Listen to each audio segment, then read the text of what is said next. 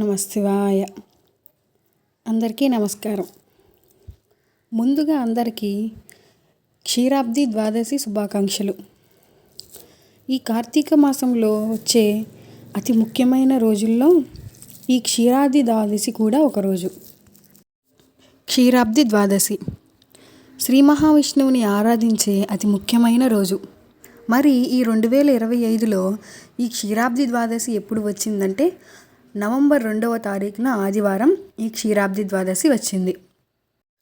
ఆ శ్రీ మహావిష్ణువుని విశేషంగా ద్వాదశి దీపాలతో ఉసిరి మొక్క రూపంలో మనం ఆరాధిస్తాం. ఈ కార్తీక మాసంలో స్నానాలు, జపాలు, దానాలు, దీపాలతో పాటుగా ఈరోజు ప్రత్యేకంగా స్వామివారిని పూజిస్తాం.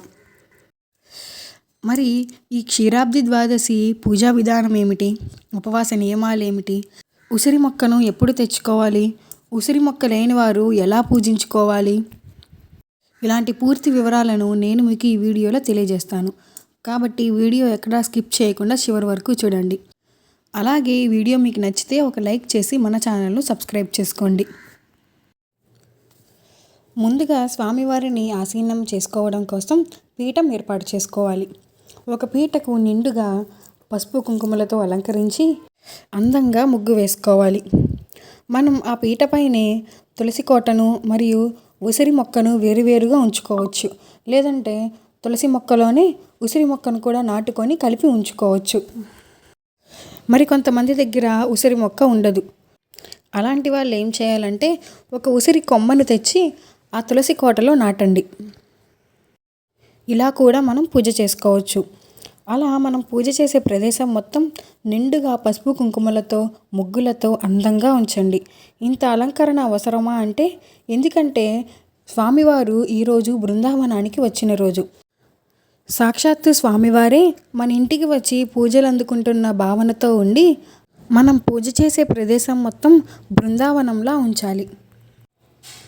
తులసికోట ఎదురుగా స్వామివారికి ఎంతో ఇష్టమైన శంకు చక్రాల ముగ్గులు వేయండి. ఈరోజు తులసీదేవి యొక్క కళ్యాణం, అంటే విష్ణుమూర్తికి మరియు తులసీదేవికి కళ్యాణం జరుగుతుంది.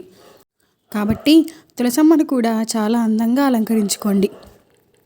ఉసిరి మొక్కను మనం విష్ణుమూర్తి స్వరూపంగా భావించి పూజ చేసుకోవాలి. 2025 నవంబర్ 2 ఆదివారం మనం ఈ క్షీరాబ్ది ద్వాదశి పూజను చేసుకోవాలి. ఈరోజే దేవతలంతా కలిసి అమృతం కోసం క్షీరసాగర మథనం చేశారు. అంటే సముద్రాన్ని చిలికిన రోజు ఇది. కాబట్టి దీన్ని చిలుక ద్వాదశి అని కూడా అంటారు.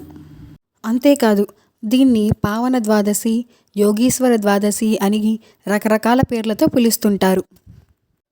ఆషాఢ మాసంలోని తొలి ఏకాదశి రోజున స్వామివారు యోగ నిద్రకు ఉపక్రమించి తిరిగి మరలా ఈ కార్తీక మాసంలోని శుద్ధ ఏకాదశి రోజున మేల్కొంటారట. ఆ మరునాడే క్షీరాబ్ది ద్వాదశి రోజున స్వామివారు లక్ష్మీ సమేతుడై బ్రహ్మాది దేవతలతో కలిసి బృందావనానికి విచ్చేస్తారట. కనుక దీన్ని బృందావన ద్వాదశి అని కూడా అంటారు. ఈ రోజున తులసి వివాహం, అంటే తులసీదేవిని సాక్షాత్తు లక్ష్మీదేవిగా భావించి స్వామివారికి ఇచ్చి వివాహం జరిపిస్తుంటారు. అయితే ఉసిరి మొక్కను ఎందుకు పెడతారంటే, ఈ కార్తీక మాసం అంతా కూడా స్వామివారు ఆ ఉసిరి చెట్టులోనే కొలువై ఉంటారట. అందుకే మనం ఈ కార్తీక మాసాలలో ఉసిరి దీపాలు కూడా వెలిగిస్తుంటాం. కనుక ఉసిరి మొక్కను సాక్షాత్తు శ్రీ మహావిష్ణువుగా భావించి, అలాగే తులసి మొక్కను లక్ష్మీదేవిగా భావించి వారిద్దరికీ కలిపి కళ్యాణం జరిపిస్తాం. ఉసిరి చెట్టుకి చక్కగా పసుపు రాసి గంధముతో, కుంకుమలతో బట్లు పెట్టుకొని స్వామివారిని అలంకరించినట్టుగానే చక్కగా అలంకరించుకోండి. అలాగే తులసి మొక్కకు కూడా పసుపు కుంకుమలతో బొట్లు పెట్టుకొని అందంగా అలంకరించుకోండి. ద్వాదశి దీపాలు, అంటే ఈ క్షీరాబ్ది ద్వాదశి రోజున స్వామివారికి ఇష్టమైన పిండి దీపాలు 12 దీపాలను వెలిగిస్తాం. వీటినే ద్వాదశి దీపాలు అంటారు. ఇలా 12 పిండి దీపాలను తయారు చేసి పెట్టుకోండి. ఇప్పుడు మనం ముందుగా అలంకరించుకున్న ఉసిరి కొమ్మ ఏదైతే ఉందో, ఉసిరి చెట్టు ఉన్నవారు తులసి మొక్క పక్కన ఉసిరి చెట్టును ఉంచుకోండి. లేదు ఉసిరి చెట్టు లేనివారు మనం ఏదైతే కొమ్మను తెచ్చుకున్నామో ఉసిరి కొమ్మను, దాన్ని తీసుకువెళ్ళి తులసి మొక్కకు కుడివైపున నాటండి. అంటే ఎడమవైపున తులసి మొక్క ఉండేలాగా, కుడివైపున ఉసిరి మొక్క ఉండేలాగా నాటండి. ఇప్పుడు ఆ తులసి కుండీ ఏదైతే ఉందో దానికి చక్కగా పసుపు రాసి బొట్లతో అలంకరించండి. నామాలు పెట్టి అందంగా ఉంచండి. ఇప్పుడు ఆ కుండీలో ఒకవైపు స్వామివారు, మరోవైపు అమ్మవారు ఇద్దరు కొలువై ఉన్నారు. ఇప్పుడు తులసి కుండీ ఎదురుగా శంకుచక్ర నామాలతో బియ్యపిండితో ముగ్గులు వేసుకొని వాటిని పసుపు, కుంకుమ, పువ్వులతో అందంగా అలంకరించుకోండి. నవంబర్ 1 కార్తీక 2వ శనివారం మరియు శుద్ధ ఏకాదశి ఎంతో విశిష్టమైన రోజు. ఆ మరునాడే క్షీరాబ్ది ద్వాదశి పూజను చేసుకోవాలి. మరి ఈ క్షీరాబ్ది ద్వాదశి రోజున ఉపవాసం ఉండాలా అంటే కొంతమంది ఏకాదశి వ్రతం ఆచరించిన వారు ఏకాదశి రోజున ఉపవాసం ఉండి మరలా తిరిగి క్షీరాబ్ది ద్వాదశి గడియల్లో పారాయణ సమయంలో ఉపవాసం విడుస్తారు. అలా కానీ మీరు ఉండి ద్వాదశి రోజున మేము ఉపవాసం ఉండలేము అనుకున్నవారు ఉండకపోవచ్చు. లేదు 2 రోజులు ఉపవాసం ఉండాలి అనుకున్నవారు దశమి రోజు అంటే శుక్రవారం రాత్రి నుంచి ఉపవాసం ప్రారంభించాలి. శుక్రవారం రాత్రి నుంచి ఉపవాసం ప్రారంభించి శనివారం అంటే ఏకాదశి రోజున పూజ చేసుకొని ఉపవాసం ఉండి మరలా తిరిగి ద్వాదశి రోజున కూడా పూజ చేసుకొని పారాయణ సమయంలో ఉపవాసాన్ని విడవాలి. ఏదైనా మీ ఆరోగ్యాన్ని బట్టి, మీ ఓపికను బట్టే ఉపవాసం ఉండండి. మీకు ఓపిక ఉంటేనే కదా మీరు స్వామివారిని పూజించుకోగలరు. ఖచ్చితంగా ఉపవాసం ఉండి తీరాలి అని ఏమీ లేదు. మీ ఆరోగ్యాన్ని బట్టి మీ భక్తి శ్రద్ధలతో మీ పూజను మీరు చేసుకోండి. లేదు మేము ఏకాదశికి ఉపవాసం ఉండలేదు, ఈ ద్వాదశికి ఉండాలనుకుంటున్నాం అనుకునేవారు ఆదివారం ఉదయం నుండి ఉపవాసం ఉండి సాయంత్రం పూజ అయిన తరువాత నక్షత్ర దర్శనం చేసుకొని ఉపవాసం విడవాలి. మనం ఈ ద్వాదశి పూజను సాయంత్రం వేళలో చేస్తాం. లేదు ఉపవాసం ఉండలేని వారు ఆదివారం మొత్తం సాత్విక ఆహారాన్ని తీసుకొని సాయంత్రం వేళలో ఈ పూజను చేసుకోవచ్చు. మీ దగ్గర స్వామివారి, అమ్మవారి విగ్రహాలు ఉంటే ఆ తులసి కోట దగ్గర పెట్టుకొని పూజ చేసుకోవచ్చు. ఇక ద్వాదశి దీపాలు 12. ఈ 12 ద్వాదశి దీపాలను వెలిగించుకోవాలి. ఇంకా కొంతమంది 16, 21 ఇలా బేసి సంఖ్యలో వచ్చేలాగా ఈ దీపాలను వెలిగిస్తుంటారు. మనం నిత్యం చేసే దీపారాధనలోని దీపాలు మరియు స్వామివారి దగ్గర వెలిగించుకునే దీపాలు అన్నీ కలిపి 12 వచ్చేలాగా చూసుకోండి. లేదా మీకు ఇష్టమైతే 15, 21, 16 ఇలా మీ శక్తి కొలది వెలిగించుకోవచ్చు. అయితే 12 ద్వాదశి దీపాలు పిండి దీపాలే ఉండాలని నియమమేమి లేదు. 12 ఉసిరి దీపాలు, 12 మట్టి ప్రమిద దీపాలు లేదా 12 పిండి దీపాలు ఇలా ఏదైనా ఉండొచ్చు.